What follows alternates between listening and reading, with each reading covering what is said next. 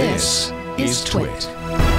Podcasts, if you didn't know, are kind of cool. You know, they're all right. Just saying. Yeah. Along with this renewed energy right now around podcasts, companies looking to tailor tools for podcasters. One such company is Descript, a startup created by Groupon founder Andrew Mason. It just announced $15 million in funding aimed at growing the business even further. Descript offers audio editing tools for podcasters that change how audio editing is done. Instead of using waveforms and you know, little tools like select, cut, copy, paste, that sort of stuff. Descript manages audio editing by way of speech-to-text recognition that actually prints the words on screen inside of an editor, making it possible to edit audio in the same way that you edit an email, which is really nuts. You highlight a word, you delete it, the word is extracted from the recording audio, all that kind of stuff. Super neat. And I'm an audio nerd, so I just find this really fascinating. It was also just announced that Descript acquired Lyrebird. That's a company that's focused on synthetic voice generation technology that can listen to a person's voice by way of a number of audio samples and then regenerate a synthetic voice for that person.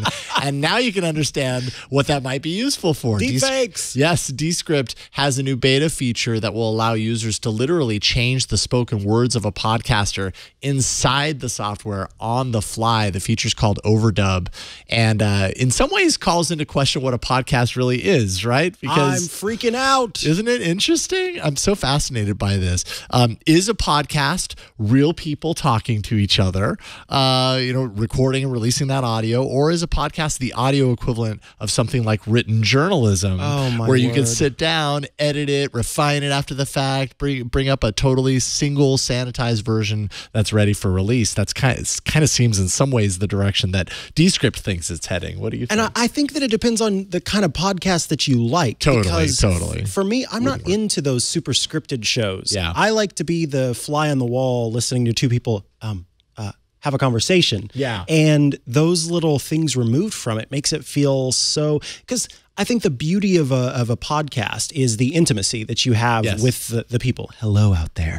And I have them right in my ear and I really feel connected to them. And if suddenly it's Mikah, but it's not Mikah, that kind of gives me the heebie-jeebies. But will you know that it's not Mikah? Perhaps it is not me right now. In fact, this is a simulation that you're watching. Then I guess they have this, like it can interplay with video as well, although when an edit is made, there is a jump cut. I could totally see that at some point. YouTubers are going to go wild with this. Yeah, pretty interesting.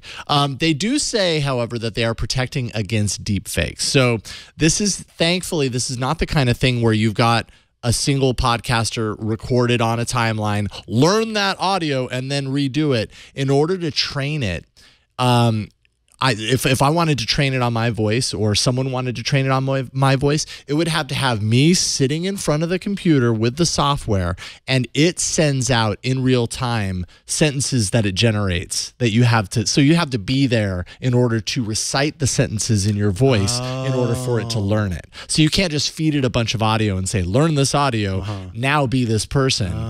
I have to actually be there. So that's my consent, to sitting there saying the sentences as it generates it. So then, okay. Yeah. So that protects against deepfakes. That's actually a pretty good protection, I feel like. See, I was gonna have a shot on my face where I'm making a skeptical look, but that actually does. Now I'm not feeling as skeptical. Seems like that would work anyways. That feels, I don't know how you'd manufacture that in advance yet. Unless you're like a, I don't know, CSI, then they type it in and then on the keyboard, and then magically it generates it automatically. Yeah. Or if you're just really good at impersonating that other person, then you feed it, a bunch of stuff, and then maybe that would work. Yeah, I'm still working on my impression of you, so it would not. It wouldn't have me yet. I can't wait to hear this. Never heard anyone do an impression of me before, so I'm waiting with bated breath. Descript apparently is also good for automatic transcription. It's just got a really good transcription engine. And if you're interested in checking out, it's free for up to 4 hours. Then it's $10 a month after that. So it's not that expensive. I think I'm going to have to just give it a try. Yeah, just to see what it's all about. I'm super curious about it too. It's really fascinating. Yeah, because one of the things that I really like, Apple Podcasts recently added this, and I think some of the other platforms may do this already, but they just added the ability to, when you search in the Apple Podcasts app, it actually is using transcription. So you can find a show based on what you're looking for, not just the metadata. Right. Google's doing that too. Yeah. And so I see tools like this being very helpful, not only for just being discoverability of podcasts, but we are excluding an audience of folks who may want to consume podcasts who have low or no hearing.